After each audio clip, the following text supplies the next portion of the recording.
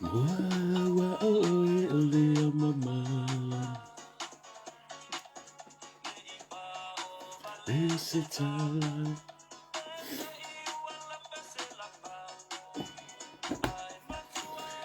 a oe ole matua pai taman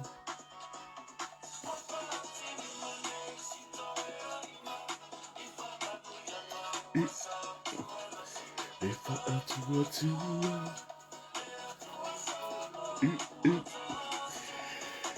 ta alofa mele whaanoi le whauseu malo tunga panga malo ma kuola noa so i whumawia Katrina oi katina li pio le ala malo ala i malo fiso whatalo whatu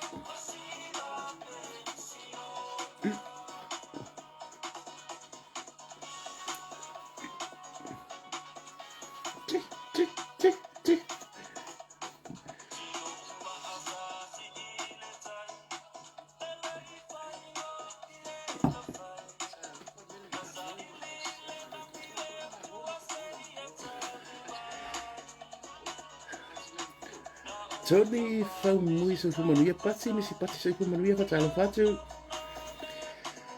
sa whai hui maona malo tui loma Velvet Tano Saint so i whumanuia whatalo whatu whale tu au Simona tenu mia so i whumanuia a weta kutiala so i whumanuia au leuso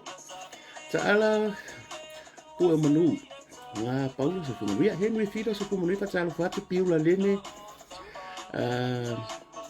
le lunga so i whumanuia Ke so i whumanuia whatalo whatu Paulo Sila so i whumanuia Francisi Fido so i whumanuia malo mafuta mai so ni sepo aga whatalo whatu sa wha i hui mono malo piula lene whatalo whatu malo lava Naomi Avia whaftaile mafuta mai vai asiata so i whumanuia Nessa Terrell iki tau so i whumanuia ma le lenga pisanga tu i lau ma lifa malo lori mea sepa se lau teni so i whumanuia whatalo whatu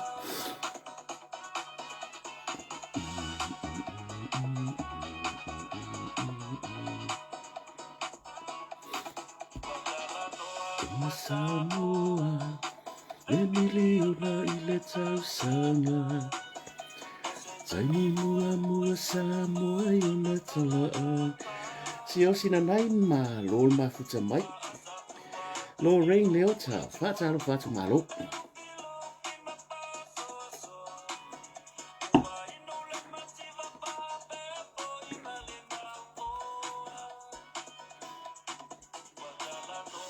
Samoa Emiliona i le tau sanga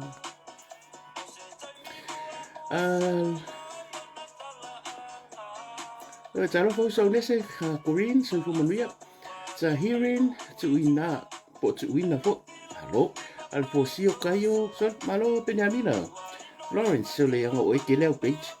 after ma futa mai ni siwa misia klo siwa fai lunga Ea ina sa tua si fa tua Ile tua Samoa ua tasi Ua e imana o ngā Totongi lo upili i lea o ngā Yo matua a penisiona Jos tau whale Filippo Malo Whaftai mafuta mai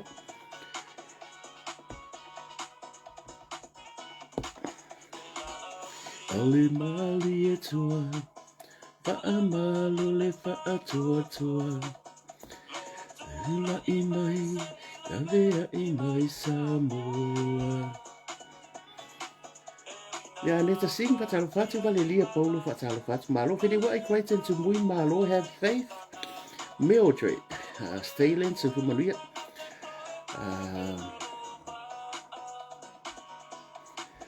Ta lofo misi luki Makafi whatalo whatu a to whine Ia marai ngali fo Whaftai mafuta mai Lucy and Chester so whumanuia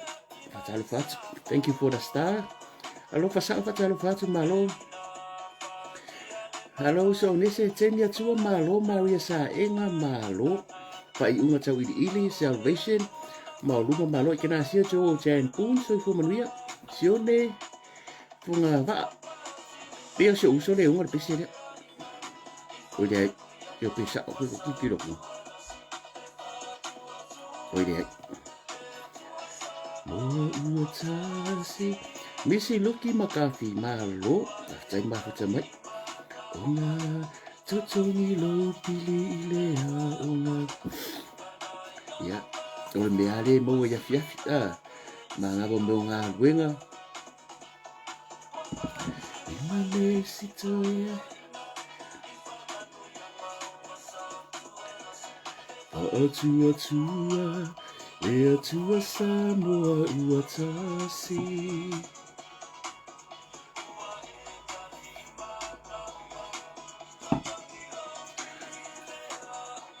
Solo au manase sa maevi patalo fatu tai mafu tamai e kalo faki wa pasi su suafa tapu sori mai yawa ma roso fu manuia kile levi ma lo amelia petelo di mai yawa patalo fatu tai lava ya ni tasing ma lo mafu tamai si kalo fa Augustino Smith malo mafu tamai lo so tapu ufa salafa mano to o papo patalo fatu lo fionga tapu Maleu soe Agustino Smith mafuta mai Samoa. Losey and Tommy Nico, the brother Rose. Ya ole fiong fu ia mangutia maloso. Ya le fiong le lipule ia Samoa and the Faletualis maki teo. Ya ole pule le tatu tu sa Manhattan Function Center and the Takeaway in Avondale. Patai mafuta mai pida lem sen malo va ele sala polonga tutu noa. Fatalo to fido ke poko malanga mai ya malo ale tau si matua. I'm so proud of you, sister. Last year po kiki mo ka usango isa mo. Ya. Hawa. E wi lavo vala aule tua fo ile so fo so tua. Ya malo ka ku ti ia le li fo inga winga. Ya i fo fu ni la palapa tu langa fo i fa manu ina fo ini so tangata va fo i lauta tua e pe fe onisi. Me se lava le tau si ina fu ona tatu tu a tua malo le unsa siana kaisa malo tali oa tali tu le fulefu se fu manu fa tai ma fu tamai le fkalenga so wa pola ka male ala so ngai biki o ya sa ko ingo tali oa ya o do fu ya o ka male alenga ki pui pui ya la ka ma o le la ya va penge vai se me ngai ki vai mai tai ma fu tamai tali oa sa si tilen malo me so masika talo fatu ole ata tau sa vali ia ono le tulang ole taimi ia ole taimi ya mato ia ole ua so ole la tale tu la to kuata ile se fu ia ko vai la ko ye le pisile ia fa malu lu tu fo inisi wale fa na tale tu la medi penga medi me ngafi pongi o te le pe pelo e ko kiki fi a fe le medi ia au ke alo e pisi wa ko ngomoi wa ko fa ka ko sa ka mai foi ngai ka ko story mai sa mo so e ska mai news le la fa le la kiki la fa lo ki ka ko ole nga fa makaria ka kore ka ka ngoi ske bun ole i tonga mar ka vale le fa nga mai sa mo le nga inga fu le ka bon fa pe ku kala se officially sa mai sa mo o lo ye ni masalonga yesi so ta inga ile tūlanga o se tasio company rental sa ape ka kala ka vale fiu su fiu su ka vale lia so le ala wa ye nge ya la fiafi pe al vidi mel mako ainga foi mako o ke mangyang tu rota o la fio anga mangyang ya man tuai lo le ya na yo uso I mangyang ya sa foi foi nai nga ruenga malo ya mo mai la se tama ta ima seri ya la lo ba ku si IT ya e fa yin so nga maskanga aisa ia kau fa pea os ka mai oringa so e dengar I konga la o ka ka dengar fa I konga dengar I konga ia ai ka ko kere se ia a talo fa tu pa ia ma ho lungo so ta to tunu ia manato le ale ko o se kala pa ia sa mo ta wo ina fa pea tu ia mai lava I mo tele se pa ia mo ngaiti pa ia fa ale malo pa ia fa ale tunu ia ai matu le tu ia i pa i o le tala lei fasonga o amale atu flasa mai mo mai fo ia si o tatou tunu nei po pa fila i atu ia malanga fia malanga fa alo le tatou toi felo i ba na vai o ngā luenga ia po le mai e o ngā luenga ni fu ia so vi ia le alu fo le atu a ka ngufu ko ma fau tulolo ia o se va venga lava le po i fo le aso e koe ka riu mai mauta malawa po fesa sa ili ai o le vao le sami ia po lunga le awala taxi pasi o lunga le ei va lele o lunga le sami va pe sa fa ngota fu o le ale faiva alo fi lima o faiva alo fi au sa fia ngai mo o nei aso ia o le alo fa o le akua o le kaimiri o le taimi nei ia pe wa alo fa pero kama fa fe kai le alo fo le atu o le ka ko kula ka krismasi ia wo o fo le taimi ka ko ke fa pe foi ia pe se me fo lele me nga kilo ia ba ye ale le linga se da blok krismasi e pe ia e mo le maka nga e ala i fa le po krismasi ka ia uma disappear and then you wait for another 12 months e ke fa krismasi so mele upu ia tatu fa nga tatu so nei o langa o po nei ia wa ka ko ye le ma le ale o so fuanga le fu i tatu titala no ia fu inisio na yo tatu tau ainga o wo ma pa anga ia wale no fu ia fu no fo ta vita ne fiafi ai sea ia pe ale upu le fai e ye le aso na fa na wai e fu le aso toi ave se ai e le atu lo so i fu mo wola al menga e le fua e kodi le moko e fai ma ko ya fa so ato so we have to appreciate ka ko fa fetai i le atua pe e ma le fu ma ka e au ke va lo ngo ka se manga yo le ola a wal me mo ni fu fu o always au ke fa pe o fu nga fai va vale wa nga se fu ya fa e ka ia mo masani e usa anga le ku vai fai le la ku le ama la fa le ai fa senga ku rima ia ia fu nga ka pe ale ai le atua i ngei fa mo nga uma ka ko ke fai ia fa pe fo le loto vi ia le ali ia le fu ka ko ko fe lo ai lungo pe nga lo le ia ko mai mo sila mai fo i por sila mai mo mai fo se tato tunu fa kai ma fu ka mai ia ele la lo sa tu fa mtalanga ia pa ia fo i na yo tato tu ale la wa sina ia po na yo tato ma tu fo lo fa ia fa vor fe po ia paki ka o ko lava fa ma por fala mo la tapo ia fa vo sa mo ia fa tai o mai o eta mama tina wa mai o ko ma lo on sai ia fa pe fo o afia o mai o le tino ia nga ia wo yo fa fan ko ke lo nga yo ka ko tu ama tu ia fi fo e ma futa mai fo tato tata noanga ia i lungo lau ai le mai ai o ngā ruenga i le aso ma le aso ia manatu o umangi kau singa pon kau kenga fo ngia fiafi pari fo i le karingo le sua wale fa malo stino ia o ke masalo ia o kai mi fa pengi ia le au ngar koe fai mei mama fa pombo ia mai sale to ina malo matua bia ma ia mama fa le au ia o le fiafi fai singa la sa ungisi la kamba fo i le ole fai pula ma le wikipiki e sili aku nganga healthy ko va mele ilo pa ele ye ko rua so ngo ai avoka yo fa rongo ko e va ve ai oke e va ve ai oke ya o mele le ai avoka ia ma lo sai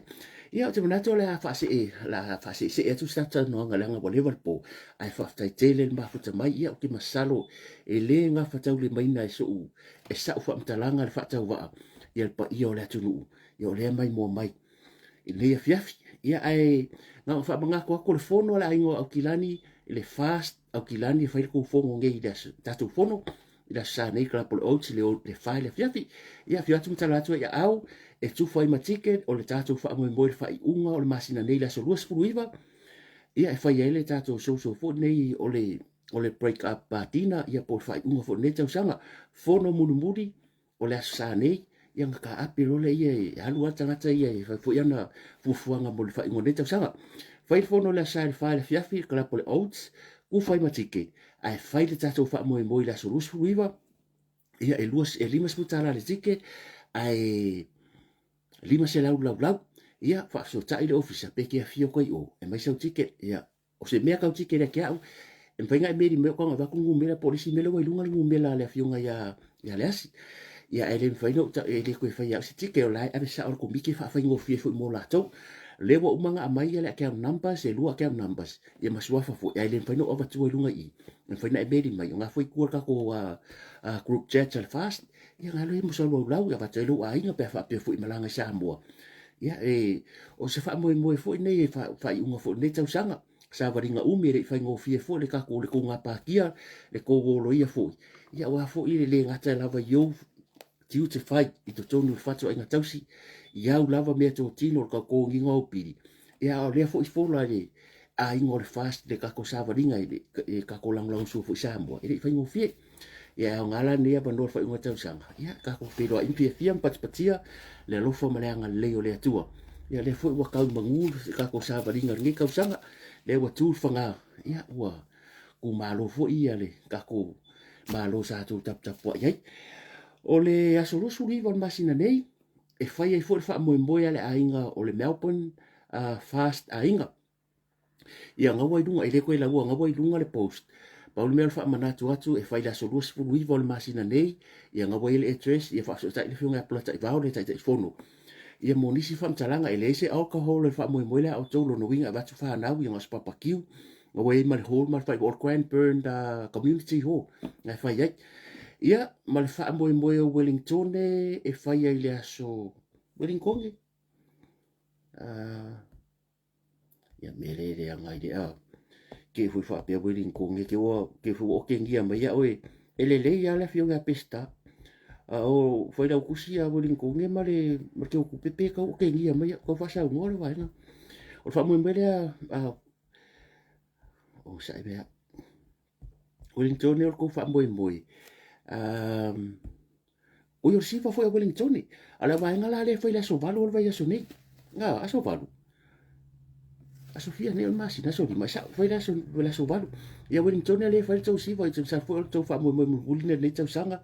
ia fai le venue ale ta Ledge Bar I Porirua ia o le entry was futa la pre-order la ticket fa so ta numero all of fitu balu al fitu Iva tolu tasilima e fa tau fu marsapa fitu tala snacks and bar food available at the bar ia o sai ni tai fono le funa pesta ia male lau to fine fo I pole faltua ia palolo ia male faltua ia fitu masina ia o ku fa monga fa vai aso nei o no o lo le vai aso nei fo poi wala ki ro mo ko kiki a misi fa ia fa mo a Melpone o sa e se ke ko o ile la nge se fa ke ko le fast Melpone fa ku fa mo la solusu viva I fa sta ila fionga ia plata I va tai fono a teo ia por fa ia mai ava ia te fono na voi lunga ia male fa la tusi la fionga ia fa funu ia ka pu le malolo ai masi o fa ku sa le ka ngaka o ke fa ku sa le ia mavaenga le sambo o ko fa ku sa ka ngaka le ngo ia te vanga sini le pu le ka ko pia freighting kwa le malolo ia la ia fa mo nyanga le tu le ngaka malo sur ki o va ko vai mo ia ar tu lang fule au onanga I pisinisi mga luenga tau tuan mamalo se tato tunu I ol failau tusila na ko fa mo fai Cranbourne Community Hall e fai ai le afor sputasi ia se ta pa fo le ono le fiafi o le aso lua se fulu iwa foi o le a fai el posiva Saturday 29th of November posiva fa la tai and si umu family Sydney pe fia hall si laudi o le fa mo le nga fu me fionga ya fu mo no o le ainga fu ni apola tai va o family on the other side la ngore ka tinga bele le fa salonga ai fa fa mo le ngai sini Campbelltown Lindsay Street Campbelltown ia makasuka se umalima le fiafi la solusuliva al posiva fa la tai and si umu family Sydney ia fa so tai le fionga plata va o ri ia mo le fa mo le ta mana mi se tulanga fo fi awai ma so san fo fa mo aso to nei o le a faia le sivateli ia I Melpone ia o Mr. Falai ia po le uso foi a fa fa mo nei ia le fa ka e maka ko le fe ma ko le fa ile ka ko fa ka le Jesse al man Samoa ma le offer tau tai ai le brand tau tai ai ia mal malo fa lo ia to Samoa $30 le entry ko suka la so valo November Ngol vai so ngai special guest o le to fa vai malai siva maua price manufacture ola lima le fa ilunga ai maua ia o ia ilunga fa ka ko risinga va ko po o le ko kira fa ilunga ia mana ia nei fa mo fo ia fia to ima malo fa ngol vai aso o le tato tu sa mau men hetene fa ka ko fa mo ia mo o to ia o le asolusu li fa fo el masina nei o le a whai ai le Christmas function dinner break up, ia le unanga fo le tui sa mau Manhattan, ia wala au di ai ia wo ma paanga ia ma palapu patonga ma lava sa whaongaina le tautua tui sa mau Manhattan, ia lewa pala au mai le fiunga ri pule ma whatua, ia le a whai le tina tele nei, so o se Samoa, toke lau ni we Cook Island tonga, o a whiu atu talatu au, e lima sputala, tele tamu aftanga ta tarfa ili live band le tui sa mau band, ia mo foli tūlanga e open le pā mo le maru se tato tunu, so kai le numero le tato tui sa mau Manhattan ngā wai lungo kako page, ia ma fui, langa lea, o le olu atasi, o i watasi, o fitu o valu mo sau ticket, o leu feo lolonga ia ulau wa mai, a leu ke fai aku, e le toi fai ia unu mea fo ile pero me rengo la bea muli ngei ia, ngok kongia isi lau e se mai mako lau, o laki la le se usa ia lau funu,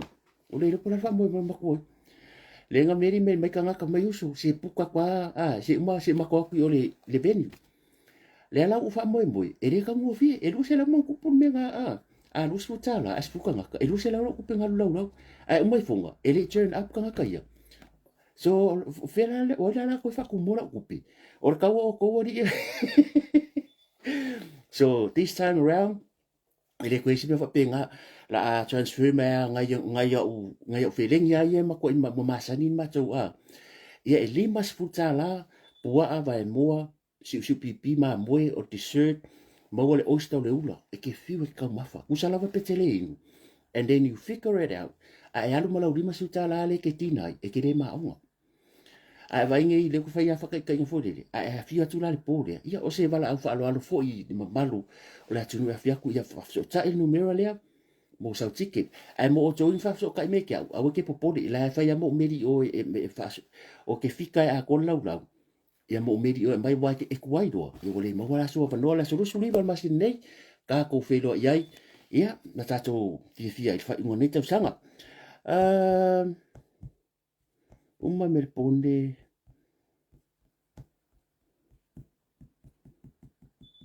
ngar fia uma ka kuaru ro ia la nga ngai kanga tilo abu ko ke o sa me ko o lo fia o le kele o nei o le mamalo le tunu le meri mai o le la fa sa o ku le tresa le ka ko pia freight a pia freight kia o le services air freight and sea freight fa so ta ila fionga te vang to le fo mangele sin te vanga ia po fa la bela te vanga fo o le trace le mo fa ko o mangele le yo le se o le tasi to luiva ka road unit free o wiri wiri manuka Samoa Tokelau American Samoa and Tonga e alu lai dunga le foi la kau ave sema e makama mede ave o manga ye a fo mo me pusa fola a foi ave Samoa ngale ave fa ya ave la ko ngol ia o si te mia yang ka masa ya fa ngale o nganga le numera o lo tasi lo valu tasi tolu val tasi lo fia ia o le tele lo malu le tulu e meri mai ngo kong le ave ngu mele fa ngai company ne ya tupu fo mata mali o se tato tulu ia male abo nanga muli affordable funeral service o le affordable funeral sa ia fa sa ile fionga ia fon tipo mari welese mosa ia produce ia casket le lunga ia o le au nanga o fal maliu o pusa maliu ia male au nanga atoa lava ia wale mamalo se tato tunu pele mai mamae ia waso lava ni ave ila fa mo foi fa yese mele le ia wa ka ko ke le le so fuanga ia wan ngi manga ia ai lava le aso tanga tai o ia kia lo ko kala ku vai fa funga e foi lo kaini e le fa kari se so singa lo ava o ai aso sa ur vala ole tua e le ku le uma kwa ke fungia ku le ya ku isi mea le lo pe ko ke awai lo waso ia ala wai lo ma ko ai ngar me aveya e mo ire ma watu mato ia lo ko mo fa so ta ile ngan sa mo fa so ta ila to ofisa o pen miwa o lo tasi valu no iba valu tasi o ia o ke re ko ka fa ko ngai lunga uma ia male meri marka ka ia Amerika meri marka ka Australia le meta ia ngar fa so ka ia lu mela ko mo palmia mo le meta uma fa meta le e o ke re pa e ko marosi o ke ko fa ia ko lunga I a wangi ko fa ka o se meta Ola ka kose. o lea ua ono tausanga. Ele I maua le, ia se alo fo le atunu, I se ri fo sa fat pui pui, ia watu sa lava pe fat pui pui, ia ele fa pe la fat pui pui ona avele mastanga taliana, leanga, a le wo sa unoa le fionga fo ia le li komsina, ia po le utau vea fo le komsina o leo le fionga le ia tau afa masanga, ua ono nei tausanga talu ona le iloa, pe talu ona sola mai tua, ia le nei tau le o Pati Jong Ni, ono tausanga,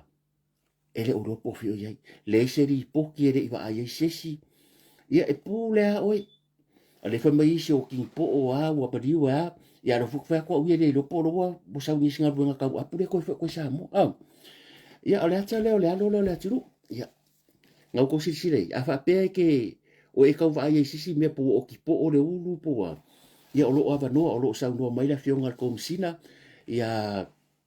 lei atawa, a e loas whamtalanga, o lo open the doors, for anyone, any information, you know where, ia ngai hale whapso tak ila fionga. Ia, o se tala e maa ofa I fule loko a, ongo kausanga. Nga sola ma le luafes fulu iwa le ia uni luasu iwa. Ia, o le o pasi o ke topa ni. Wake le akala sa ifo ile si tamari sa leo ang fa mea ngamaka langwa. A fa mai, a o ke singa wo umba imani tu ku sa pe leo me o ke singa wo umba wa. Ai le ko leo la siso le fa mai wo mau wala skamare wo mali o kala nga fa mai mo wo mau wo mali. Ai ya wa ya o ke ifa pe fo le nga I agree ai. O nga le a ke ifa longa se tala. Le ala ko sa urunga a fa pe te sira fia. Ia. Fai me sa ave longo lo fisa leo ia wo umi fo. E lo ko a fa pe ola. A fa pe ola so I fu me la tari ia. No. Ia longo a fa pe wa lima ka usanga. Bongo. Rongo inga ko kiki aku kusa singa re avaleri ide mala wafa. Awa ko wa ai wa ka ya sola le uno tau sanga talu ai. Makwa I yuli ya ele sa wafa. Makwa I o ai ko wa ile meri singa la wa rongo winga ko wa ai. Kilo le le ya pati. Jong ni. Ia ko fika meri singa la wafa. Longo winga wa ele o fo ringa yo ai manga ko e fia lo jong ni. Ele o fo ringa yo jong ni le kai mingi. No, e kaunga fikanga ko le lima kausang kalo. Ko kiki ako kusa fo ringa chong ni.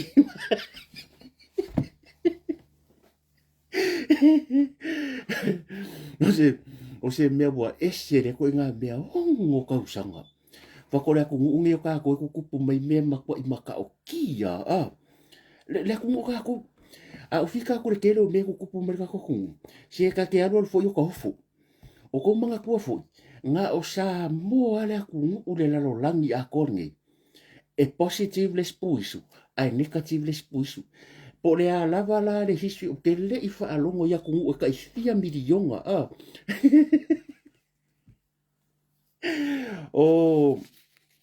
O Pati, o Jong Ni, o Ni N-E-E. Ia, le foi ka ke bai o le aku nge o kako, e whai mea ka ua keri. Le foi lawa sola al pangka. Ongo kausanga o sola I le lopo fio iai. E le lopo le kai malanga mai sisi au kau apu sa maru akwa. E war kai mingi. Mo foi nga sui fo ringa. Ai ka nga e vari o maka mai ka ngoi. Ai ka ngoi shape le leila o ava. Ia peke ka foi se le po o vang foi ya se le po lo se le mole lo. Ia nga sa vari mai lopo la ka mi solo chang ni. Bo le lopo wala foi le lopo ka la po pio mau.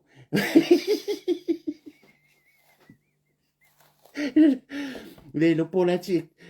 e taxi a mau ai le uro e mau lang ka mo chang ni ia e maka o kia fo ia mea o so ka ko ku ia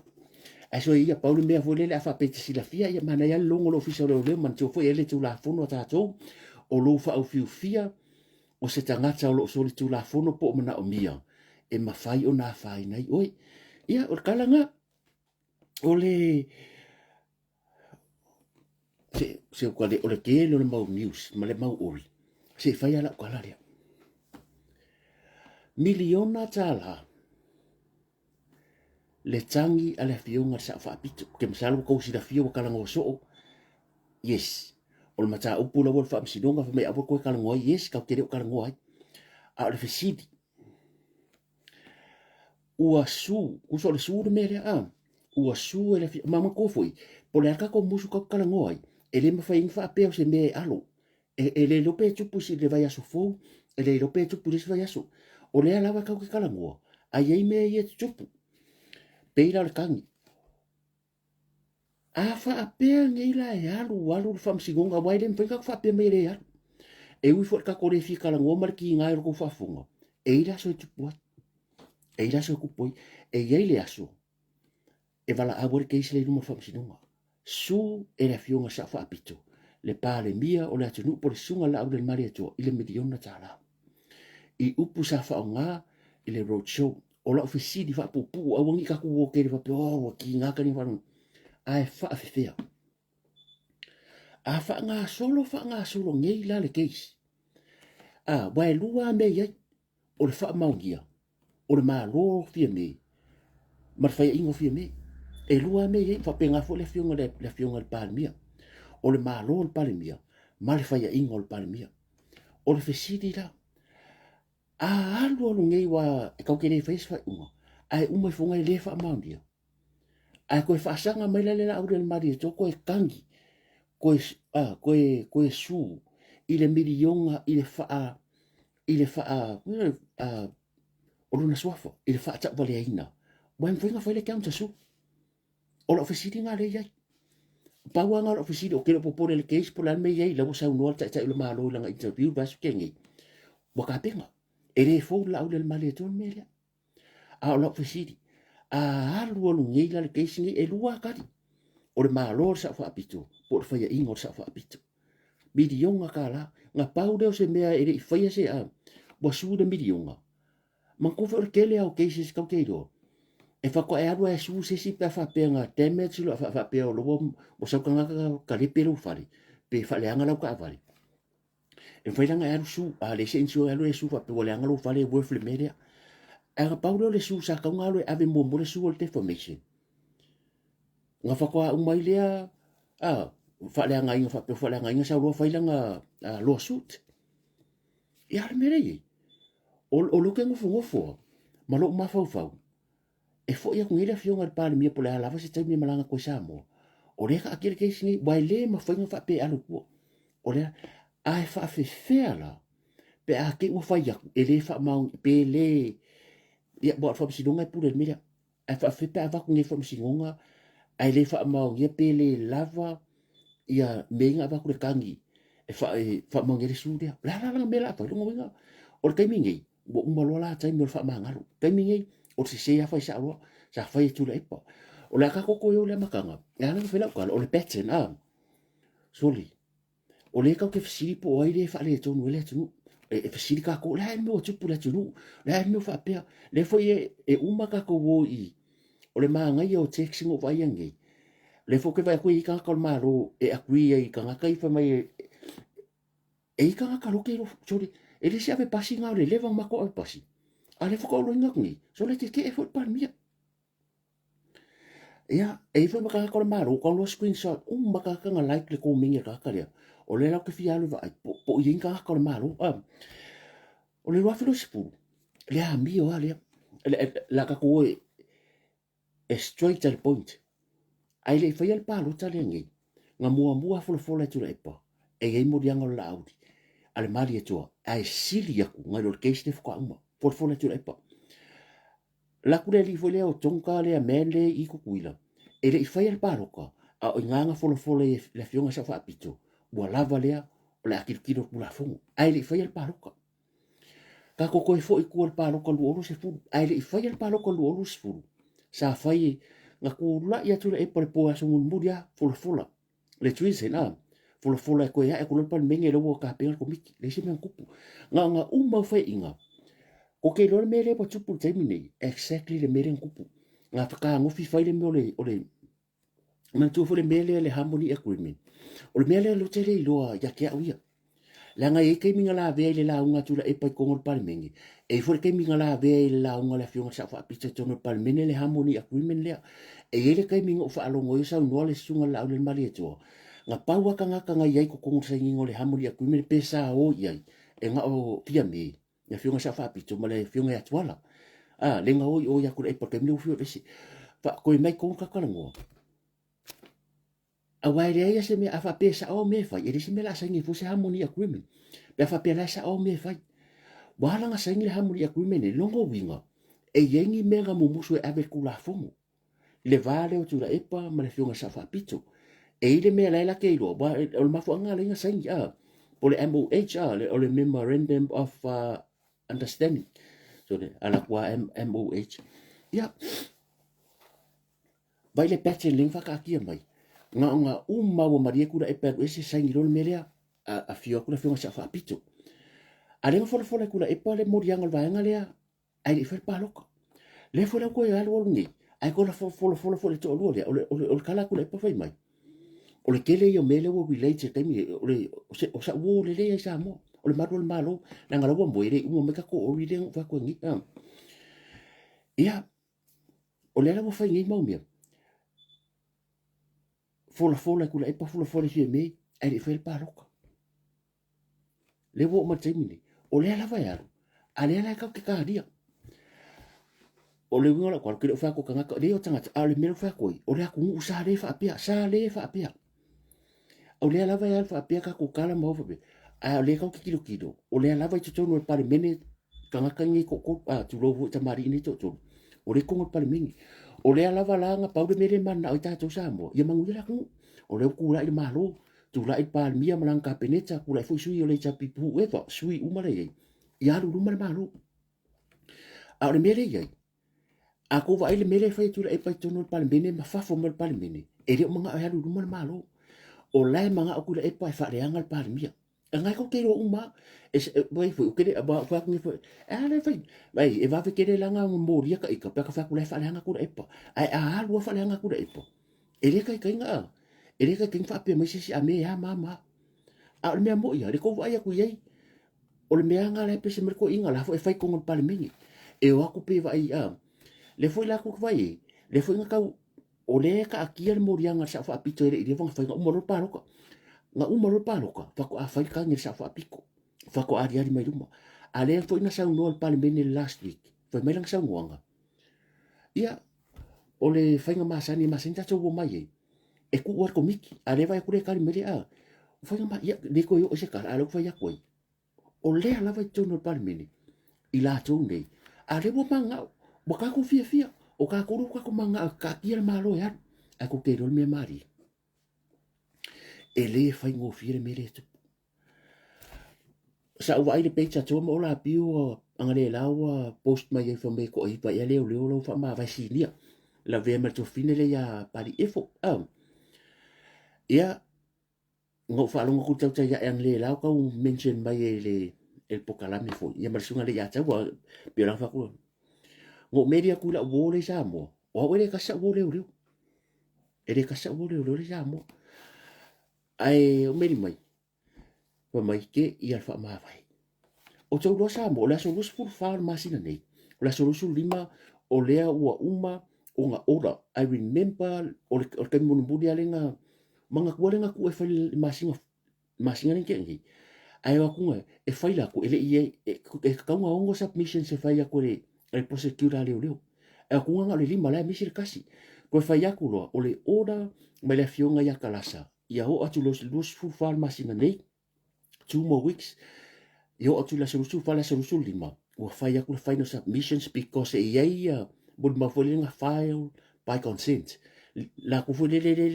por fola la ku mau dungo le fa ya la ku fa la ya la ku mau o la sola le fa yo longo wingo o fa ngol masinga ngi ka ke mo ka dio case le a le ta le a ka ke fiu e besi e kupu e tupu e vala audia ka ngi le fiu nga sa fa pito fa sanga pa mi o sa mo ka kwa ye a le me foi la tu la e pasa fai ile sa fa pito ma le fast nga la ko fa me nga o moria fa mai fa ie o moria me ale nga fai o akuro fai lo le agreement le o la ia ilo ma fa pe le nga e lua me wa fai na le fio sa fa pito ka ke o fa le nga la nga o case mo ia o la e moria la le male tu ko la ve ko ma dise ai mana tu o le fa ka kia le kanya le e fa sanga ya lisi ile me la vai e me ka ko ngoi al fa la vela vi bo ko fa afia e o aku fa mai e le finalize ia mo dianga leo o le masinga langi o le mako i tele o le mea tupu, and then you figure it out o le kausanga le ante nei le masinga nei le aso lua sepulu sa fai le mako o tina a le fast e a koe le fata usanga o sa fai le mako o tina ngai New Zealand le ngau mai ai le ngau mai ai le fionga le palmi ke mi sa palmi le fionga sa fa pito mai fai le mako o tina le sulufu ko masinga o November last year tu mu yo ASP le la ka ko mengi November fu nga umalole le belia malanga loa sa fa pito sa mo ya ai malanga ia le sunga la le mali to mai si la lo kala skeki fa sokoro mai fo sa mo ma singa nge November fai e lo mo dianga longo le fai mo dianga le fo mai fiambe no fai a longo a pese uma Christmas wa upuangi ka fa longo for somebody always e pese mai le rule of law anga uma ya fa inga kula e pas fai la wa agreement harmony agreement where's the rule of law pese me asa mo rule of law o limbo o le tula fono ala nga sangile o le harmony agreement o se me fole le wa sangi o kere yo pa ni me kom but e mawhainga whapeong vang paki se lua se roi se mea to move forward apa pe ia balanga nga ye kangi kula e panga whai i da vahenga ye ko ongo i le lua filu se fu sa ye fo kangi le vahenga lea longo winga mo le whakang ua kangi a mai loa se roi kua harmony agreement loa between two of them e leo se harmony agreement al fast ma kula e ma o le harmony al vahenga lea ia le lau sau waka kua i o le pepe se mai le fo lau koe o mai mea le koe o mai mea a whakoi foi o le rule of law a ngako vai mel pa a ko sisi le le al whainga pa lokale a le melenga ka ave mai le nga ka ave mai ia koe o por kala ngwa whakoi so le masina nei le lang o le upu le sa wa sa wa pito o ke loa o se upu against le upu le masani nei sa no mai o le rule of law fo mai nga waku longo ia fa ia ko ye bo ye mo dianga o le susunga le la abu le mali e toa. I le aso so o makisi masi. Fai mai fai ro iai. E ape aku mari di se i umar kirisi masi. O fea le rule of law. O le loa e ka ingai ngā rue ngā malu le malo. A leu fai aku le afionga le parimia. O le ala wo mai ngai pepese. O le wo mai pepese fai mai o le mbuse tu le susunga la abu le mali e toa i. E avea e kau ave yelmi skau leo leo. Ai le se sida. O lea ua ia i whai unga leo. O le mea mo ia le sa ia. Le nga whai alonga. E mariri ia. E pase i ku waku se uma kisi masi. O makua ia o le mea lea. O le upure wa ia. Le nga le nga sui. O le mea sa oa. Nga sui le mori anga le la au le mari e toa le aso so uma kisi masi. O ngal foku wanga sa wha apito. Ia longo. O fea o ia le rule of law. Fe le rule of law. Longo winga e ka akia le rule of law le wha ngai leo. Pe asa ngua ku leo le sa whai. Ia le wha koe foi. Le ala o le alawangi mau mea. O le ima se mea. Le ima se mea le ta pena o sa ngua le ta e fo maro. O ka penga. Mai le fo foi. Mai I feel ke languna ina le mafan whana o le atua. Le anga mo maka le video. Makaku ba mai mo male la rolang ya ko le aso le sauno anga le ngafai le la au le mari atua le roadshow sa la fai. E le ia ma se upung whape mai. O fia me, mo ia, e reo ke re whape ka ki a reka ka kalangoa, e re whape me o fia me, o paule kala le whai mai, o lea iei le mata upu rea a fia le soifua, a o lea ka uai, which is a sao. E re, o lea whawhewhenga, o lea o mga ka ume o longo leo sau whasi sila mai interview ma whasau lungo le ia. O lea lan mela mo ria, o lea sao le leia, kusa o lea ke kaunga whamakala, o lea ua sau lunga kala, o lea whasan lau lunga le, e longo, ko masinga o leo. Le afianga, e leo whapera whakoi, o ia, a lewa, was, o lewa mense mai le ingoa, o le ia whaalawe le ka ua suafa. O se kau whareanga le ai, a ko wola wa ai video, o le road show, i le saunoanga, a le whiunga sa whapito. Wa malepe le malo, o morianga o le lau le mari to, e sao? Ia, e ko aongo le ngai, a ko rusu mangupu le ngai. Nga umale ko sfuru lima. Ai ko sul lima ia ai ia ne va koi to ai vai ko su lima le si o si la buan fanga fai me mon mau esa o le la ulen male ton male per fast le e mon mau uma swimming ska nga nga ko i oile awo ku mela ya pa ma vai ku ave ka vale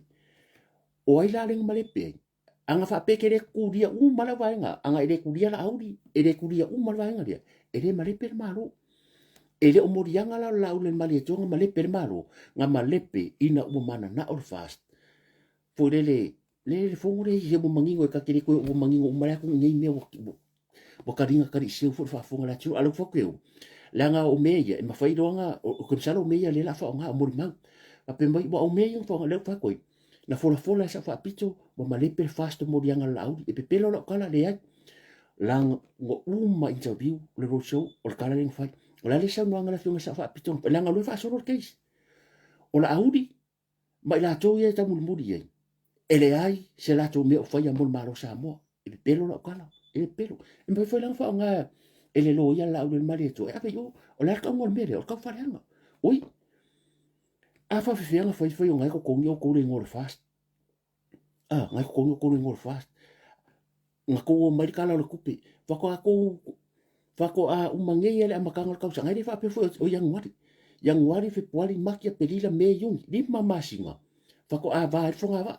le fa ko a va ki ke fo nga va fo le ngo va le fa ka ko min ska fo a le melen ko nga lu me fa ka usanga ele ai oi ele fa ko la e fiu wala bori yo di mongi mo me fa mai male kamari fo ya fualo e mo fa mai ole pa ke ki mele ngari ile le e fa fa le sa mo fo mo pa ke ki a fia me so le e se ilonga mo ka mai pidi ma mo o ka kongo ka fa fin ko mo pa ke fia me o inga bing stao la ngol mero pa ke e fai makanga ruenga ma senga le au soi po i lava polo fesa mare ngari e fa sa ku lo wa sa mo fai e o foi la fionga le pare mia tu lo foi la fionga e o foi atu la e pa e fia me la le mare tu e ia langa vaenga a le kalo le kupe fai nga le pare mia a ko fai mai la e ke polo fesa ke fa mai o kalo kupe fia me ia le la fa fai nga fia me e o foi kai mingi o matanga ruenga ma e ile la ko contribution ko ngor kapenga ngor kalor kupi ai senta ile minska kupi na pau me fai nga mai uma la ko ripo ki nga mai dola ia ku fakasi pa sia par mingi ilo le kapengeka nga uma nga ilo kapengeka sei poro par mingi or ko mai la fa mai le la fasida ku au ko ngi pe o kamari ia afualo le fa me profesa ma le dio di mongi le fa mai ia basa sa ngo fo ko manisi foi mai o pa ke fia me o la fisiri nga maka mare pa inga dua kas ale wa mangpo nga uma lo dua fe dua fa ia yungi ulai au kuso se tema o ke topa no ve mate sema yang wari fiku masinga fa ko a vai dua fast yang wari pe wari make pelila me yungi lima nga lima le la fa o inga ming ska fa ko anga mai fiku masinga nga lua fe dua ba mangkor kala ku pe lua fe dua fa e a maka mai a yuni lua fe lua fa lua fe lua fa se fa so man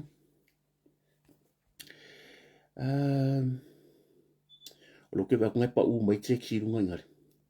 ya aka ko se ya ofisa fa ko anga on minsta o milion ngare se ya to lupe o le fiong ya mu pola na rosa le fiong ya lo kolaki o fe la ko ko mai fa se vai ko mai ko le o fa la tala ye a fa a wa wa i pele me le a sui mamaru o ke ka wa sui mamaru le chapi pi o balango sui le foi mai mo mai nisi o le chapi pi o ke fa ngo sui mamaru a ko fa a wa ko me le ko ko mai fa mai o le ale pe sa mo o le ko sila o le iva se furu lima pasene sa mo o le bakar ko fast o le bakar ko ngere se pa ke fia mi o le tupe la vale na tutu o le kupe sa mo pe fast HRPP pe SAP pe LEPA pe SNTP WVV SNUTP po le lava a fai o le GDP da sa mo o lan kupe mo le e wa ku fo le malo e fai pa wa le mea e fa so la ku pu fe ave ai o fe ave le kupe fa mo fa pa mo kupe i pa wanga ai le fa pe o ku pe ka penga o la ye ya fa nga kai ai o so ka inga ya le la mangkufu le meri ma nga ya la ko mingi la ka kir keislia le fa koi o le petsen le mo makukua o ke fa fe kai o ka kua ale me mo ya le samo e ta o le lofa na ko la sa wa i lo wata te nunga uia ma nga ya le o mingi ka nga kai fa ngi lunga na nga le ufa ngar ke fungia ma ye ko mingi ka nga kai ko o ruang fa ngi lunga le pecha le tala mo ile mele wata ua fail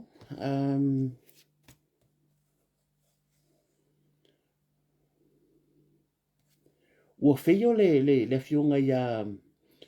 o le Ministry of Foreign Affairs ua fail to notify New Zealand government e la ko mingi luanga o pika pinga mai lunga the whole section o Talambua e la kanga ke vai nga ka mo lunga e iska ka mo lunga malunga ko ngai like ma ko mingi fai mai o le malanga mai o le wata li poti mai ua le whaailoa e le CEO o le vai fafu le fionga ya pesta o le whaailoa mai le malanga mai fo mai leo nisi o le kelo kala so many stone langa le wako e pori feska ko lai banga ko si le fia uma wa wonga le li pokia mai sa lo makanga kai foi mai a fa pe o se malanga mai foi le lo whatever ringi divi mai le malanga mai e le se official e le se mela se official o le nganga le fa nga mai kula e pa ma vai nga fa mai le fai e pe fo ringa mai o le mafu anga fo le wa le longoa i le fionga ya le CEO le o le Ministry of Foreign Affairs a Samoa le malongi sida po mai se longongi malanga fa al malo ngalongo mai dia ya e ko fu ka ko mlangonga fa pupu ia tia ula vai pe malanga mai mai se vanga ngai la wo sa holiday afa pe sa wa ia malanga o la sa holiday e kala fia ngai la me nga a le malanga mai resi i mai ai o se kai mi mua le malanga mai o le pale mi o Samoa sa ta tau la vai lo ka kunga nga fiso ka i mai le Ministry of Foreign Affairs a Samoa i le Ministry of Foreign Affairs a New Zealand fa pe mai ia o le pale mi o Samoa o na o malanga ko si mai o le ngale o le mkanga bingaria o le vai fafu so ka i mai ngi konsula so ka i mai konsula fa pe mai ia lunga ko le wa si ngase ku le ai ongo ngi vai ka ole internet ngai lo mai New Zealand news o le si ngase mai le fiunga palmia bo feio la le punga mai lunga le Samoa Observer le Talamua ua feio le CEO o le matanga luenga o le vai fafu e fa ai loa pe fa so ta na New Zealand ia ele ku sia fo le dima ka kile ka ko le isu ua matua ia le fiunga o le fa ko ka ma ko kua o le ka usanga le di ka ai Samoa e ka usanga le di ta ai Samoa o la ua ai le kelo meia o le mea konga le ka o le alofa o le pasi o le polo ko vai ei bo kele la fa ki keride o mai ngaluenga fa vai kai ngaluenga tau ap kele bo ai fo mai ke masalo ko ya selo ia o ke li fa longo selo ia i ngaluenga ap o kele le walom fa na wala tunu ula wo fa i o kule ba fa u ko le USB ia okay fa u ko le USB o lo bo mai ngaluenga ap ale ngo fa ka kala ngaluenga ni Samoa o le lima okay la thank you sis lima aku vai ko wakanga pasi le polo isi tu pulanga ele misi ka usanga ma ka isi se la walo Samoa fa u ma le universite la va Samoa pa pangalangala o le USB fiki o nei aku vai ni fa unga le ye luas pu ka usanga luai ko kikire misi ke ka isi se la walo mtama fa na Samoa le ka malanga ma Samoa fa la le fa o le lava aku makikeri o isi wo masters wo PhD a le nei lava o le winga la kwala o ke fa kai ka kua a le mea tonu alia e ka ole e move forward Samoa ko vai ka kai sta kai le ku ka nga ka ko ngwaia o la ko ingo stui e ma fo sa fa pitu le winga la kwala o ngi ka ngaka loko fanga se ku malo la nga o loko fanga ma io ia loko fanga o ngi ka ngaka loko fanga e ele o ngaka ka i fas fu pe nga foi le fio angol pa fa se fu ka usanga pa le mingi to te lo no ba foi Bo fast food kau sanga ola le oranga le. Bo makwa ile mafaya nga sui. Sui se si mea. A o CEO so fa manu yanga la ye mo wai langa le ko kala le sipo. O le mkanga luenga le ministry ba ba. O lenga ko fa fo fia me malanga malo ka wavi. Ila fionga ya pesta kulo la fionga pesta fo i siti na fo. Kau ke le fa leanga. A kau ke upsa sa. O kai mor ke tseka. Nga ko fa fo kon kala ke pesta. A o le mea mo ia. Nga ave ese ele fionga sa fa apito le lo ya siri ya ma river. Ai sea fa mai le fionga sa fa apito. Ele mfainga nga langa lu fa gas. Le ala ko fa fo. Ai sea la menga le ko fa fo ka kon kala ke lungu. Ai ko ka fi fainga i danga ole CEO dia. Ole makwa travel. Ole tele o kausanga. Ia e ila se o malo fa mai. Aku sisira i bol me fo le wa ko le malo. Ta ofi CEO sama CEO. Mere ole travel. Sa moa. Usalava pe se CEO ele fisia ya media. Ia ba o konga kai ko kausanga. Ma renew. A le fa ko kala. Ole fiona pesta. Wa fa ya si le va ngabo. Le va ke renka ku ngare. Wa fa kai ka ku. Ale ngolo kala fa fa tau tu fo ele tina ele ya fa inga. Ale ku fa ko. La me ole tele ka alu ma tam fa na ole tu. A bo le va ka ku i. Pas o mai fa fo mai. Ia ke misalo ma wa mai ele pa le mia se kai mi wa su enga ko ma ka ngalunga. Bo le mele nga ko fast ko kong se I ka filima. Ka fi malanga yo mai fu ke lo fongo i. E ma fa yang fai no sum. Ai ko kiki le malai va le kai mo fa nga lu mai. Ke va i e fei ka lai se ma ko. Ya. E ko ke fei ka al me mo ia. A fa pe se fongo e ka ho le a pe se fongo wo pe fai ma nom so ya. Ya la nga ka sanga fu ka ko fongo le o fongo ka sanga ka fa sanga fa pe nga. Ai le ungi ko pe adi ni fe o le ngolo ka fa tsa tau tua. Ongi pengi fiki fo ngal kau ko al me mo ia. Ia a fa pe lima. Ia ko sila le o ila le sta ka le ku. Le ki o amalanga mai tanga tsai fa. Ngal wenga fa vai kai mire o isa vango. Mo su aku le pa pa mi ses. Ia ka ko ro uma. Le fa mtalanga mai le sauranga. A tsa malo. Uma ku mi sa foni. Le ai. Lo fo ila fionga fa lo longa ia a. Ia mi sa foni. Ke minga ia uma ku lo fo re uma fia mere. Wa musu e pasi le poro. Ia, ne fo ila ka ko me isa fa pito. Ia ku lo wala fo sa fa pito, le fo uma. Aku fa le fongo musu o mai ka wa. Ka wo ko Ameriku per fast. Ya ren ka wo ko Ameriku per fast. Ren ka wo ko Ameriku per fast lenga le ia. Le fo ya o mer mingi. O le fo ko ve velo le ska. Ko ngol pal mingi. Ale la fa o ma tu tua. Ua ma ku ua. O le mea ngau ke o fo su. Ia ai ka kia ngi kemi. O la ngai lu ngadu me ale ngau leri. E se fai po fe fai e. Ia sa noa manino le fionga tata el maro va son ke ngi. Fa le ngal observa. Me mo mo le observa fa sa lau mai. Foi mai.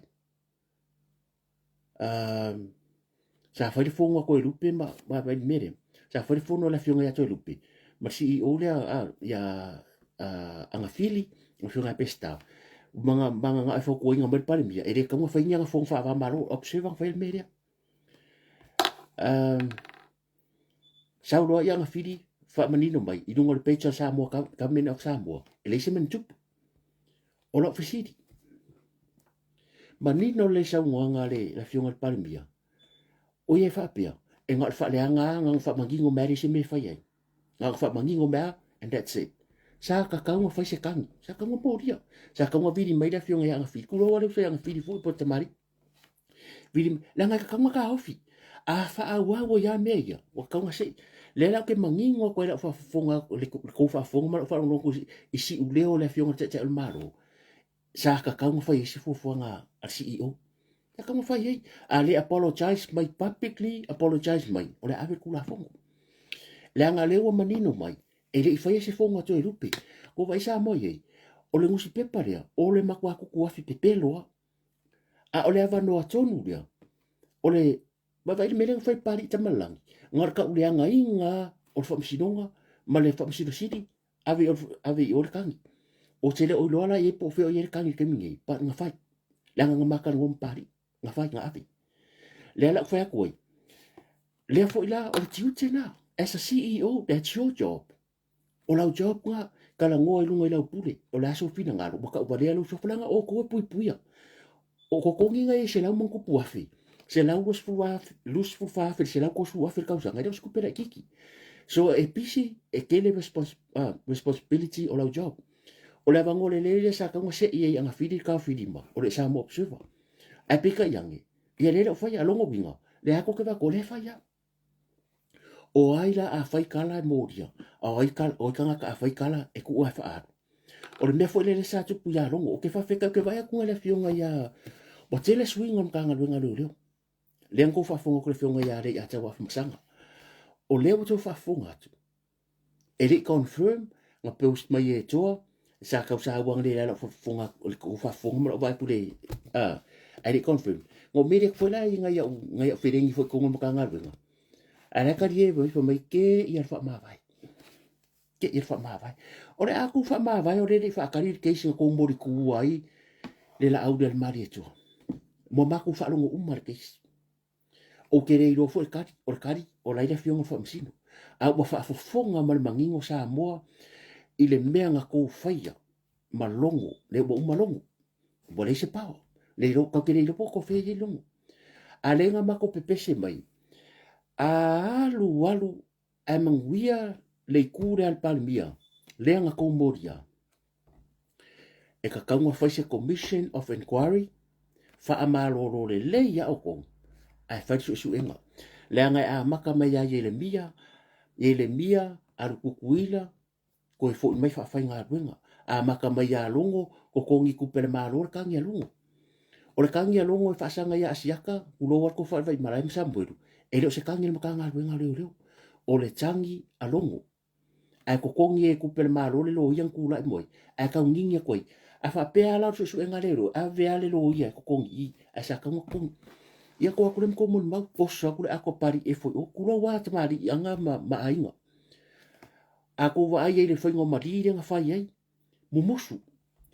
e mai mari e sa fa sanga fa mai ka nga la me ko. Nga ka kala sa ro mari. Uma markes.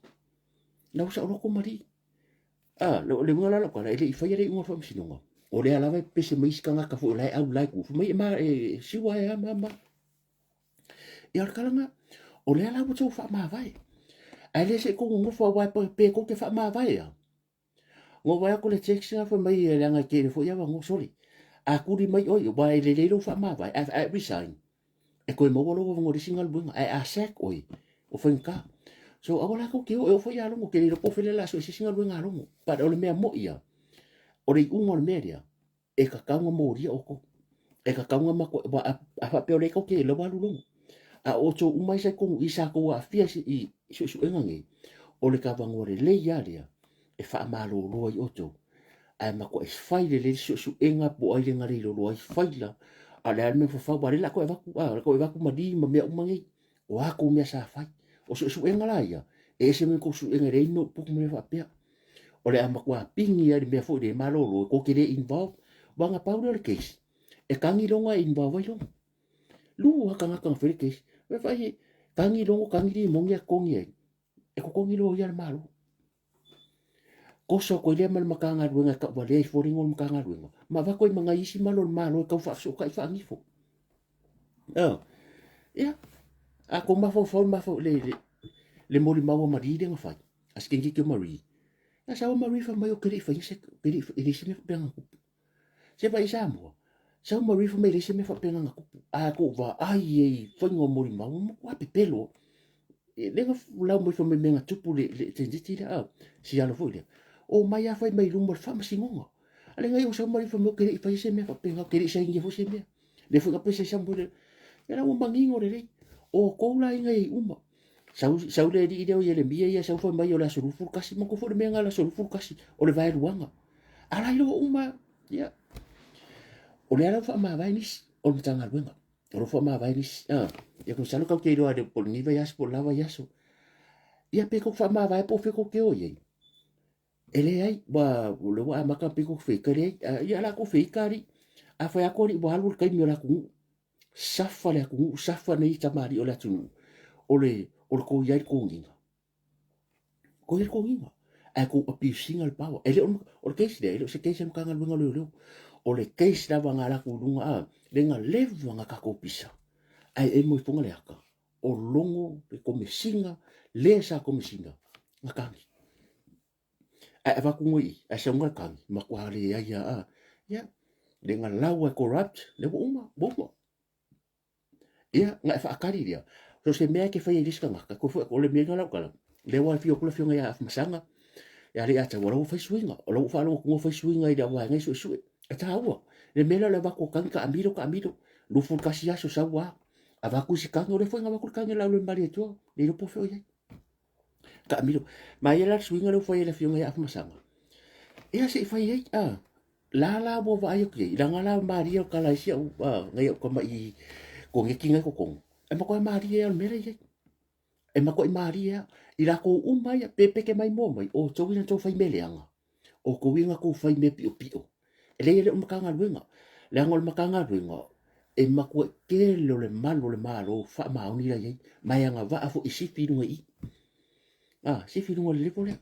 ai o to ya sa ko fai me pio ma ko fia kama mafa ma ko mai fai ko post no Facebook ale fai le case dia lela umar case ko ruwa yasu a o singo fa ma vai a ko posting a fai runga pe ko ke ka ngo fia delete nga ma ko ro uma kwa sefe kilkire pe ko ke am o peixe ko ma ka nga ruenga se les kai le to manga kwa a ko misinga ko sanga ele o se ko ma ka nga ruenga pe ya mere mo fai pure e fai pure lo kangaka ke lo leo nga yo me tato sa varia tu lo wa mamalo fai pure tu lo foi malo malo a besa ya be ko misina ngar ko lo ka sa ngalo kon karaki e ke ala ku ngei o e ofuru ko nginga sa mo pa ave a ke ala foka ya wa no mo wa ko fo ir ka ku wa le fo la ka ko va ir pa inga karwa te lo la to nga fa mangu ye inga ya nga umaro bo umba ku pa lo ka nga vai a fifio mai le mele le mawa runga le apiu sa ka ka kai foi sei la fio sa fa pito len ka ka ngoi ele o se ula le ai mo so nga ke ula pe a lo ka mo fa lo sa fe fio ai la fio sa fa pito kai ko fa kai ko di mare o le ori si kai e la ku malo u aku langa ako lon ko tu lo foi ka ka bo me mo ia le ka fai a fio ko ka la foi ko ka vari fa alo malo la mele o tupu bore se me ko e fio kwa o e tala la ta vari ko la kwa o ka kala la kwa vari e fio e le fari o asola sa fu ma kiki e ke bo ko ma kiki no le mo la kala o le mau le tofi ya nga fu mo nga yo ka ko sui nai sui o tatu ai nga le taimi nei la nga sa ka ko sa vari mai ye wa isi kai mi e oro kan kan pal me fa mai e nga ira kan ko me ma le YouTube no fa ko me o ka ka re ki ke e le sa fast ke pule le fast le kala ka fo me kia ale fa ko nga ka ko sa vari mai o to tele yo ka sa vari mai sel pal me e le ko ye ke mi mai bo le ko ye fo e fo isi sa ta wal pa inga ru o tasi nga mo pa lo ka ke ko va ye le fo la wo ye pa inga ye fo ni si buti sa pia ko nga mo pa lo ka te sa pia some of them e uma fola lima ka usangi pe ko mai ni si pere ko mai pa mo paroka o foringa ngi o foringa au de ngi malo la tinu le mai mo mai mo ke pisa a wala ngi isi kai mi alo se ma fo si fa mai e me ko ke ka kala maro a bo le ai la nga o le mau la vale ta le tinu o le pawa o le kangaka me nga ko ke vai e pawa fo tu anga le amerika ke maro ta tu na le ngana ala fa ka bola wo ya ka wa e ke fa le kangaka o ke wa e me nga ke sa ro palmingi pe fo isi wo yo ma ko wo e ke sa ro palmingi wa ngalo ro le nga ke mala mo pisi le la wo ko palmingi e ko fo el mekas wa la fo o ka kala lo ka vale e al we like ko no mo fo para le ama ko wangi o ka nga kala wangi pe kala pe wo kala e uma fo pa inga nge lima ka usanga e ko ke ko vai mai fo ringa de si pa inga e ko fai fo campaign o paro o fo ringa la wangi e le fa pe la se i rongo kai mi fo lo fa nga paro ko fa manga ia le o ke lo fa ku a lo fa ko o mesa tupu e ko ku fo o le mea lea o le fa nga la nga o le o te fa tu lo tala i le lua fe lua kasi mesa ku le ka ke kala ngo so oi fa ngale mau ko pisingisi le alo la le male to pe patole o le vai o ipu fa nga fa nga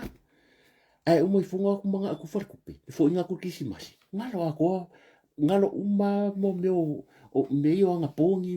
morning everyday breakfast mo meu o fast anga pongi fa ngalo uma anga mo moi e le fo fa koi le fo saka ko fa ya para nga sui la ngona e sui la ngona o mere ka au ka ko sa varinga ngi vai kai au ko fa pe me le ai o le fo imo ke kakalo ko ka po ya o le upu ale nga fo nga kulo wa ma au fai king au fai king so ma fkanga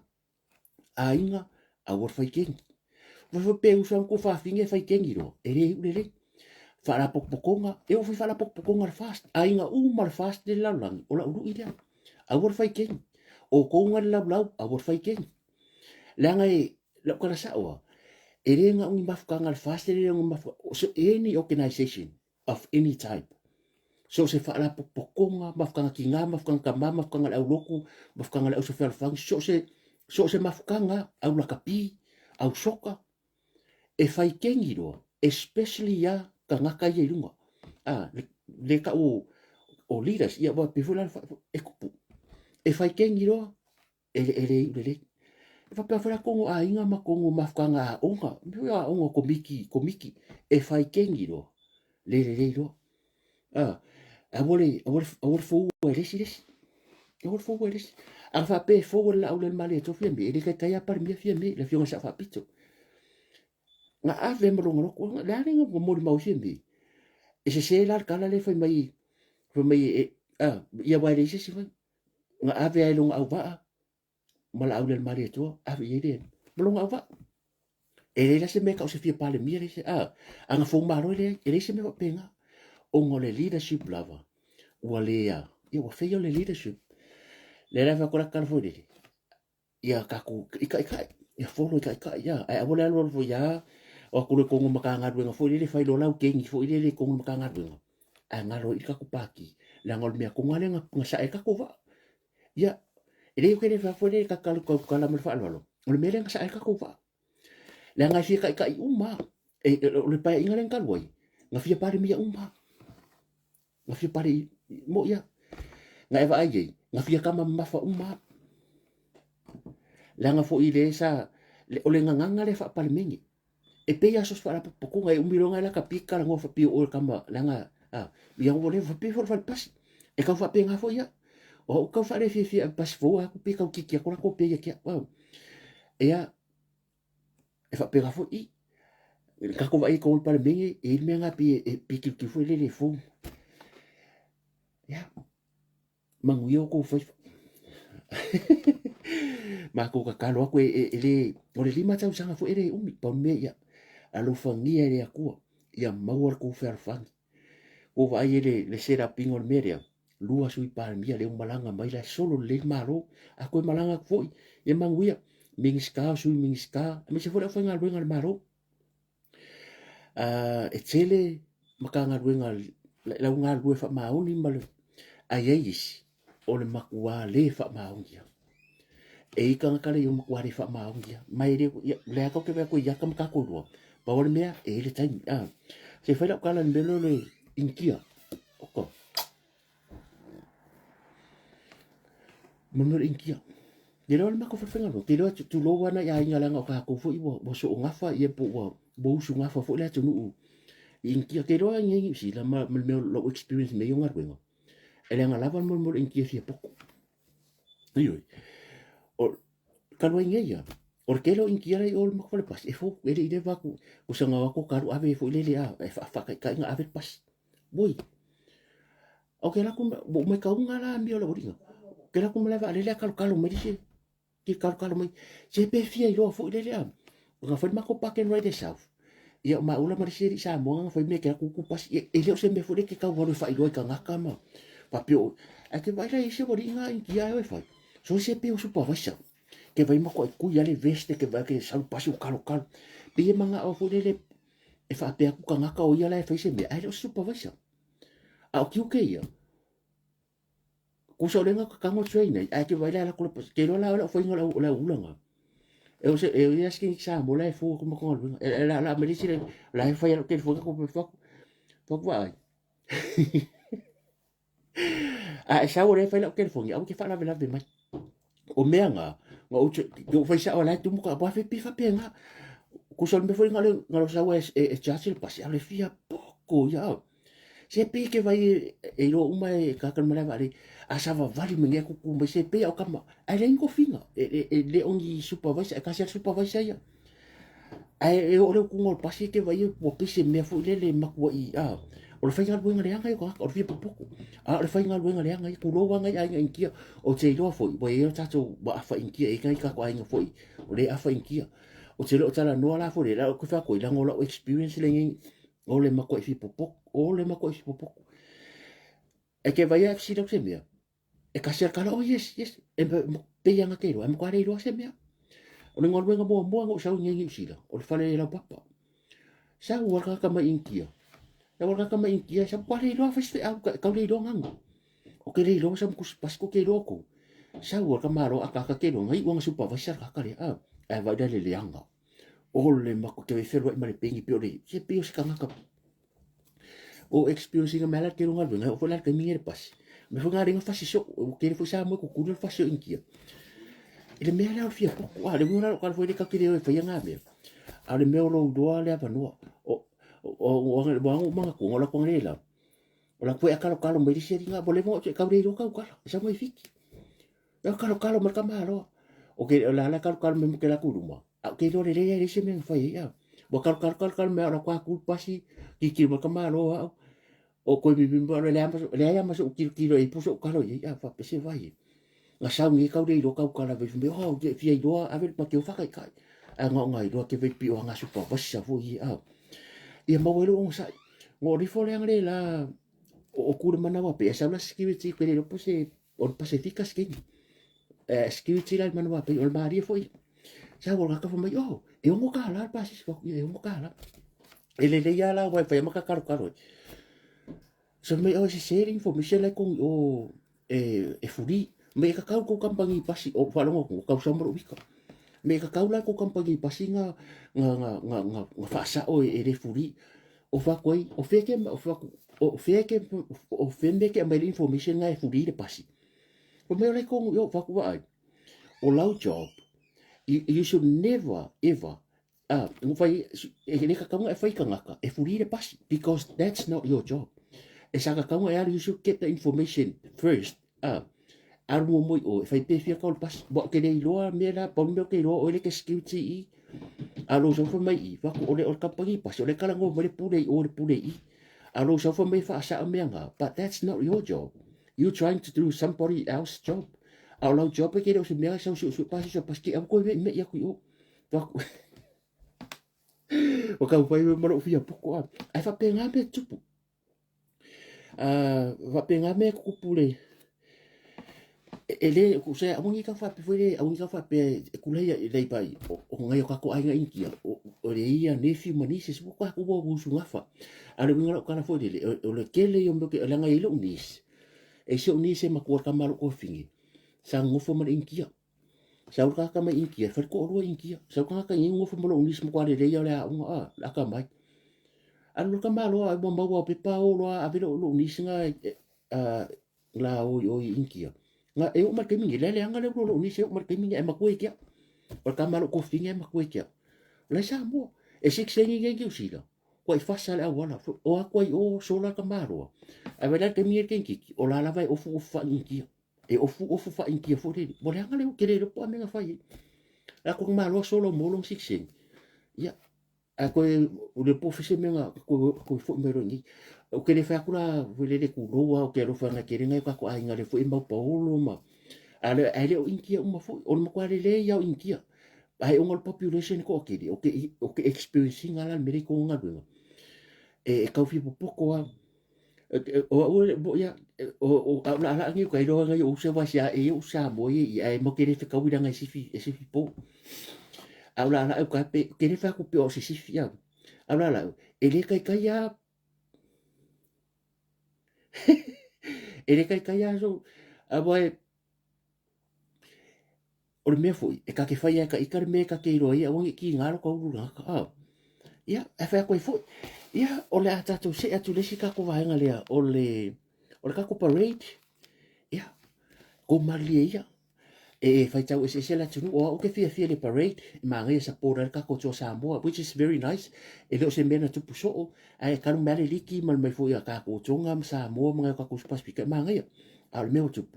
yo ke le fala vla tu po mai ngai ma oskaria wa ka ke ba ku yo la lava ino fanga fai mai foi Samoa sa mai a se ngola ve so li la sa so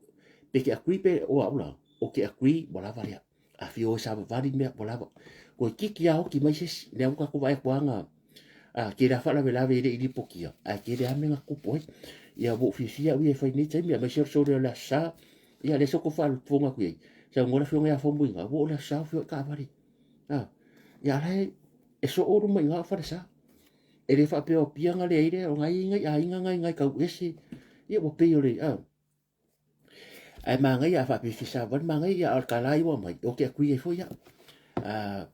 isa mo la vale a fa pe afia ro malau fu manga ia al mere ro mela sam fa e pu ia o isi kai mo ba ku yo mo ka va vale lu mo ka vale me sisi o la fia ia ai ro le anga ku ro me ke wa fa ia ku fa nga se so fu se mo to ia ko le fa ma ku kala mi samo o to ia nga ko la fo pu nei fa na o ko sa fa ia pu nei fa na ia i la ko le mi samo o e fai o fo ke vai ku e fai si ma ku ka ngaka fai o le ma ku o isi o tamao isi o tina o ke o fo le ai o so ro ko ngo fo mala fo nga ka fo me au le anga me ka au le anga ngi mi samo so ia o i wo lo ai fo ia ia e la fa tanga ta o le makuara ma o al ko fa la nga e kupu la langi me fo le fai so ala kala o e fa fe se ka nga kai fai sang fa nga ngo fo mala fo se u fa pe ina yalo mfanau saka ka ngofa pea amu ia o ko boka ko ya ke au yo o pe amu yang i fanga o le loko ke keli o le age le ke msalo ke lo nga yalo ngi ere ya ko ska iluse furu o kai minga o ka ke fefe ka ke aru me fa pea na o le ai fa fe ka le loko ke keli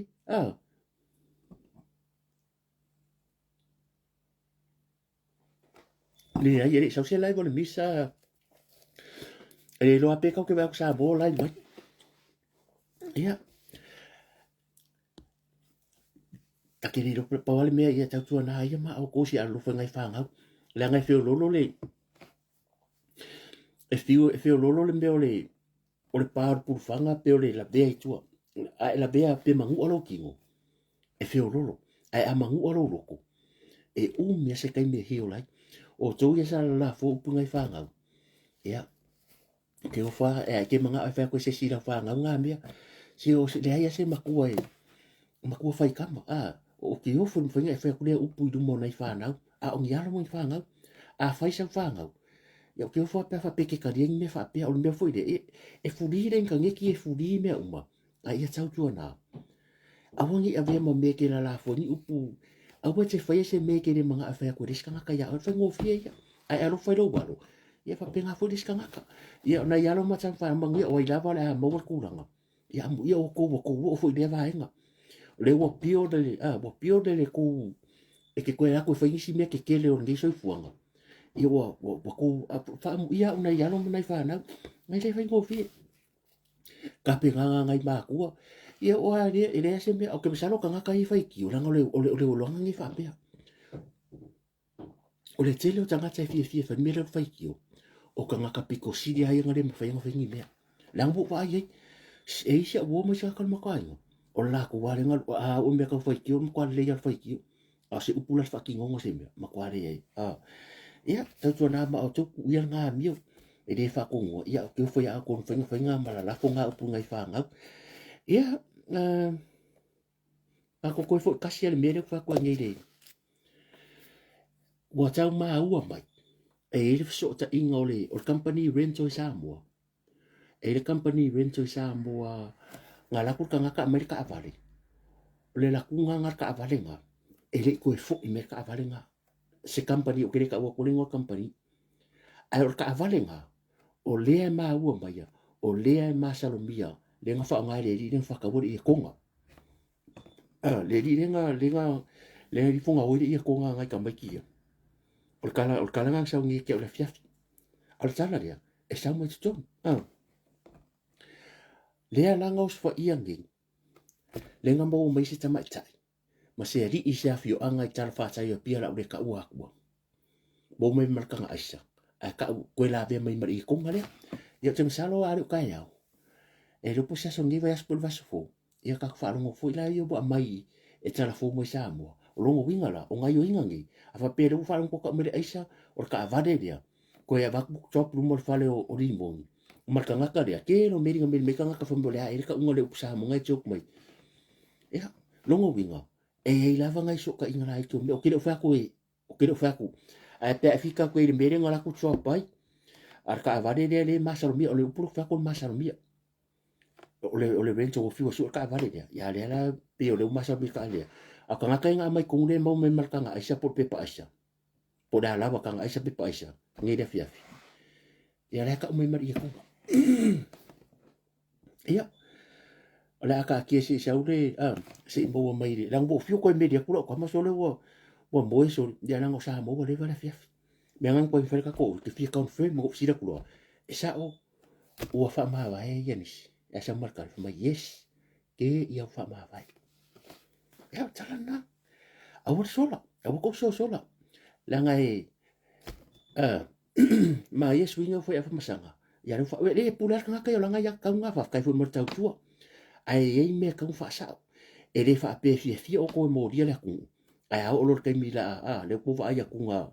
ya o mai ya pe fa ma va pe o mai e ku la vai la ngai fa ngo fi o me nei a le fa sa o kai mi nei e alu e kai pala lo kwa e fa fi kai o le ye lo tanto lunga e fu a sa no anga cha o malu e le ai o lo manga yo va con yo foi me felo inga ale Ministry of Justice mai Japani e male na tanga luenga foi fam sinonga sa mo ba ko le fionga bu lo nga so nga luenga fa nga so nga luenga le malu yo le ka ria ka ko le ka ko fon fa vai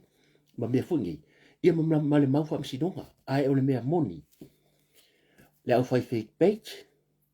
e ka ngu lo malanga le cha le malo sa mo ila pa so nga luenga me fa ko au ka pole le au fai fake le ye le mai fake po ye e ma wa o to le fa ma ku ma sai pa unit le wo sa mo le ngwa ko pu ma ya ka ko la ngi e ngol pe cha le la po la fa nga so po le ale fake page no e ma wa e yo a sa lo de ora ma ko e ave or Facebook e release mai e sa o le menga sa ka mo fa ya so la a fa pe wa o le fa malo po le fa le nga ina wa upu fai le fole le wa o le wa fa inga le community po ska mari anga ka e fa ngo fia le mkanga le ngale wa misa ka fai le e kalo sanga fa msingonga e mai se ora e avi o Facebook e fai la e mai me ngi monitor le official le o ka ngaka ngi fa ku fa la velapi o le tala no imbo me fa la fa saina o le kala ngoi mo me aisa me hopenga e nga mai lo information sa ka ngaka ia pe mai i le ISP provider ile o me le monitor le ai afa pela o kulenga ko la fo pule yanga mai ka malom mangis ya ka penga fai pia le o fai aku e le o ko mama ai ma o ko e le o toi mama io ya nga ali si page fo le me di mai ya e mawa o te le pelo atu e mawa e le o ko mama o le me le ko fi ai la me o fa ma vai fu ai a ko vai post na fai ia ai fa fai deri ba me ka ko kalo le ko ia fai me a me o tonu mo le manu ia le tunu ia manu ia le tunu manu ia sa moa ia manu ia le nga ruenga le atua mo la fia o ka ko kanga ia la fia na ia tanga sa moa kam fai va vai isi ai ma me o mai ia ola fia tanga sa moa le nga o le ka ko fa mai o le ka ko ino o le tofi o ka ko sa kinga inga ia pesa ko fai ba o yo ngai ko ku ama ngai ma ko ma ku e kam fani sa ko e nga o sa mo ale tu o lalang e nga o sa mo ale ku o lalang ma to ke lau ma tonga ma fiti o le kai do ya fiki o le furi le sa mo esi o silo makuale mo kengo fongi po mer fa fika wi la ku pula ko ku le ya ku mai o falangi a French Polynesian mo ko kongi ya land rate usa o e ngara ku a kere ko furi ko me ko la ki ngai le ko ko mo ka ngaka a walu walu so ia ka o fi mawa ka ko me singa la e mo moe ni kero ka ngaka o le ke fai ako o fangua ala ka ako kongia fa se lima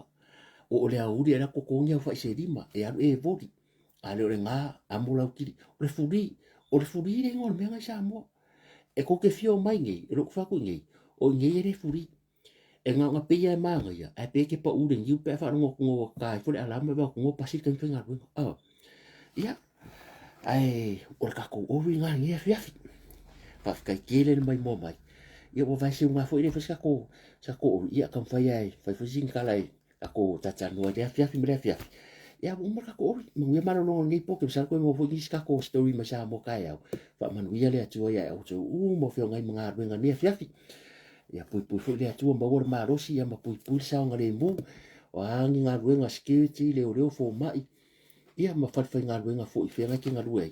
ia pui le atu so fia ngai mga ruenga ni po yo America le wow ia mangia nga wenga ngia so ma ko ngia Australia sa mo ma tutuila ia le wo malo lo ke asu la kalkas sa ia tarta sia ma ko ia ka ku fa penga ia fai manu ia malo lo nei po lo fa kele aku ia fa maru lo te foi fa pe we se ngana wo le tau te mari ila fa fonga ia ne fia e poto tau tai ia ele aku ia no sa fa manga mai fa le tonu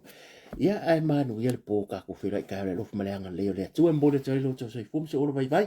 ia te minei lo ngol lo ai mai ia mo ma unga mal ta to la tanwa mo ia mal lo nei po ka ki tano have a good night, God bless. So far, so far.